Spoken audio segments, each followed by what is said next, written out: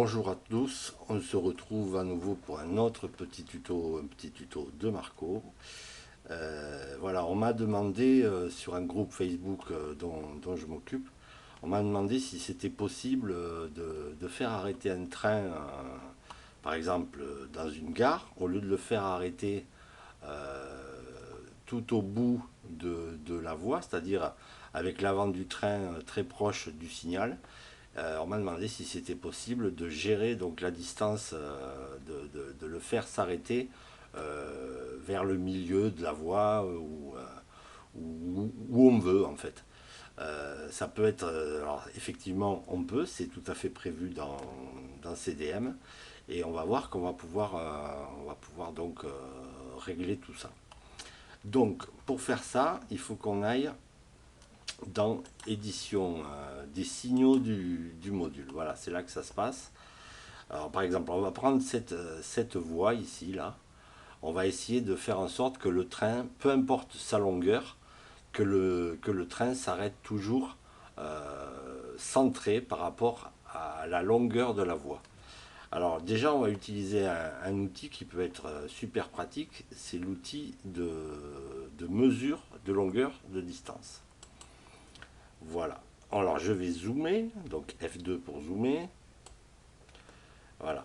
Je vais d'abord donc sélectionner le premier port à la souris.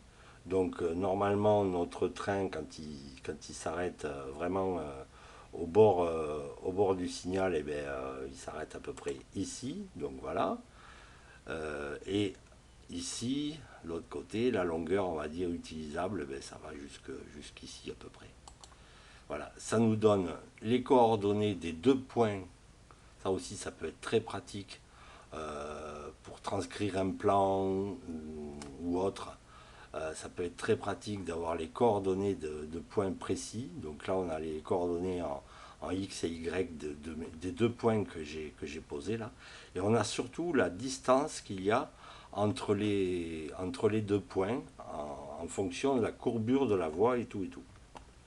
Donc on voit qu'on a à peu près 176 cm, plutôt 177. Donc le milieu est c'est pas évident à dire comme ça. On va dire qu'on est on va faire, normalement ce serait plutôt 85, ouais, 87 et quelques, on va dire 90, on va même dire 95 en fait. Pour le milieu, ouais, on va faire en sorte que les trains s'arrêtent à 80, que le milieu, exactement, que le milieu des trains s'arrête à peu près à 95 cm du signal ici.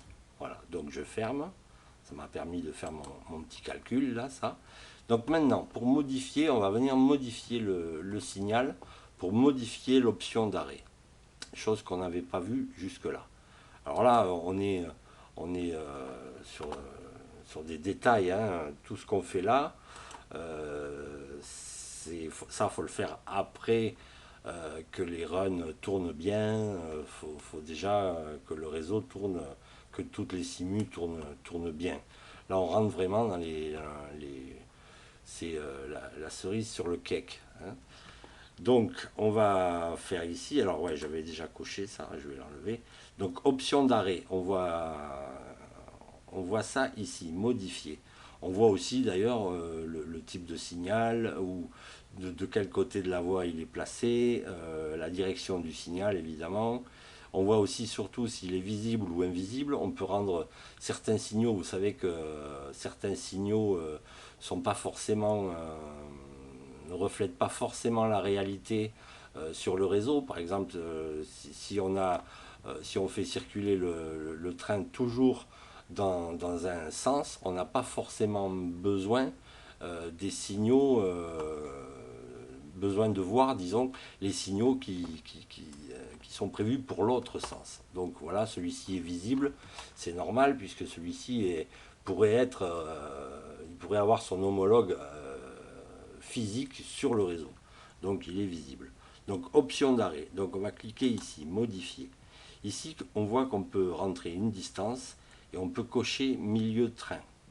Donc la distance, j'ai dit qu'on allait mettre 95 cm, à mon avis il faut ça.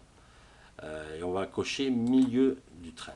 Ça veut dire que peu importe maintenant la longueur du train, le train va s'arrêter, le milieu du train, disons, une fois le train arrêté, sera à 95 cm du signal. Alors c'est quand même relativement précis. Moi, mon réseau, mon vrai réseau, hein, ça je rappelle que c'est pas mon réseau, c'est en train de le devenir parce que je m'amuse beaucoup dessus, mais c'est pas mon réseau. Moi, sur mon réseau, donc j'ai coché, j'ai mis ces options d'arrêt là, et je suis à chaque fois assez bluffé.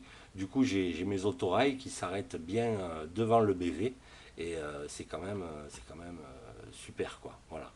Et plus le train va être long, eh bien, plus le train, l'avant du train va s'avancer, mais le milieu, lui, sera toujours à 95 cm tel qu'on l'a réglé là. Donc je dis OK, c'est tout ce qu'on a à faire. Maintenant, pas oublier quand même, vu qu'on a fait une toute petite modif, mais on a quand même modifié, on fait vérifier et construire le module. Les mouettes sont de retour. Elle m'énerve. Là maintenant, elle m'énerve. Donc il va y avoir sanction. Voilà. Je leur ai coupé le sifflet. Donc on va s'essayer ça.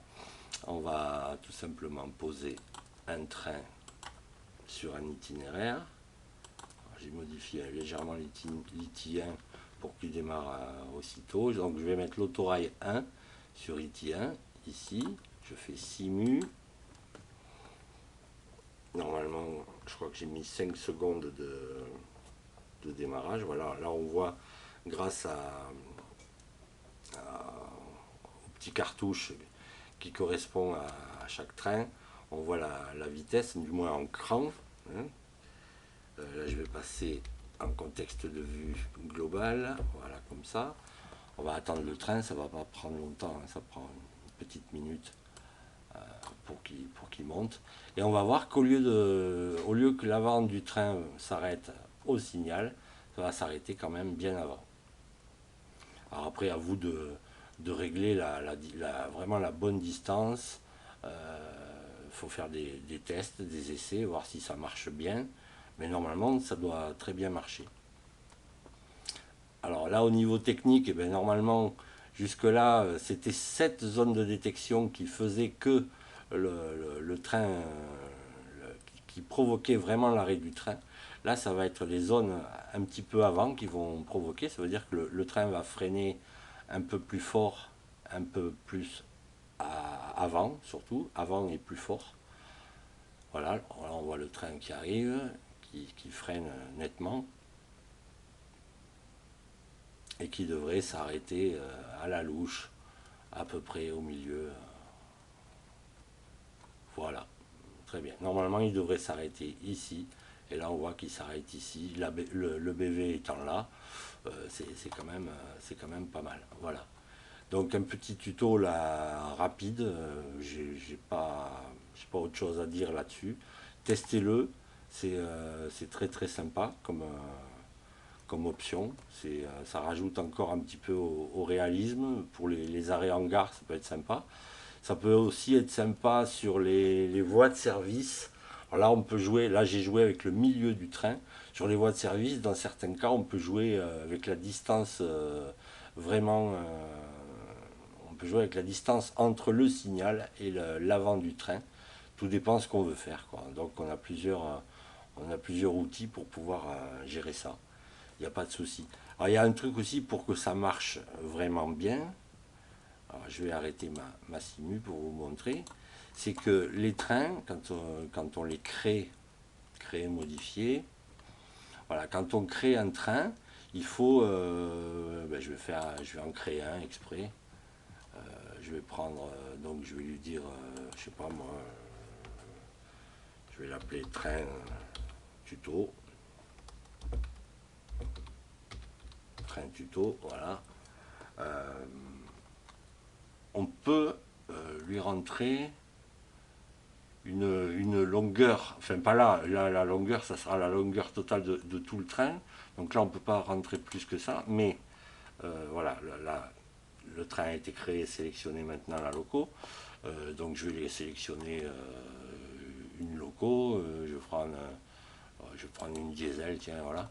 Et là, on a ici le moyen donc de rentrer la longueur exacte de votre loco. Donc ça aussi, plus ça va être précis, mieux ce sera. Pareil, idem pour les wagons. Donc là, imaginons que ma loco, elle fait pas 18-15 du tout, elle fait 25, par exemple. Ben, je mets 25 et je la pose. On voit elle s'est rallongée par rapport à la même ici. Elle est plus longue. J'aurais pu changer la couleur aussi. Pour les wagons, c'est la même chose, hein. Imaginons des wagons marchandises. Là, on les donne par défaut à 14,85, mais c'est à vous de mesurer vos wagons en prenant le milieu de la boucle d'attelage, voir exactement la longueur que font vos wagons. Et là, plus vous allez être précis, plus la longueur du train va être aussi précise, et plus ce genre de petite option là que je viens de montrer marchera bien. Voilà. Là, je vais supprimer ce train, j'en ai pas vraiment besoin. Voilà. Et voilà. C'était donc un nouveau petit tuto de Marco, et je vous dis à très bientôt. Ciao, ciao.